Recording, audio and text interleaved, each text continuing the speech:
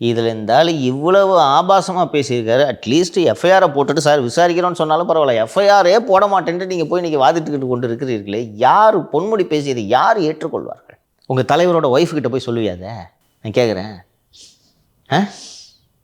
அவங்க எவ்வளோ ஆன்மீகவாதின்னு தெரியும், வீடியோக்கெல்லாம் பார்க்குறோம்ல. நீங்கள் அடிநாதமாக பிடித்து கொண்டிருக்கக்கூடிய பிராமண எதிர்ப்பை உங்கள் தலைவரோட மனைவி கடைபிடிக்கிறாங்களா? எதுக்கு இதெல்லாம் நோண்டுறீங்க? ஃபஸ்ட்டு நீங்கள் உங்கள் கொள்கையில் உறுதியாக இருக்கீங்களா? நாத்திகமாக பேசுகிறீங்க. திமுகவில் இருப்பவர்கள் அத்தனை பேர் நாத்திகர்களா? ஓட்டு வாங்கணுன்றதுக்காக கையில் வேலை தூக்கணவங்க தானே நீங்கள்? மாநாடு நடக்கணும்னா போய் எந்த நல்ல நேரம் பார்த்துட்டு ஹாஸ்பிட்டலேருந்து டிஸ்சார்ஜ் ஆகிறதுக்கு 4:15 மணிக்கிட்டு நீங்கள் ராகுகாலம் முடிஞ்சவொன்னே தானே டிஸ்சார்ஜ் பண்ணுறீங்க? நீங்கள் பேசலாமா? எதுக்கு இதை மேடையில் பேசணும்?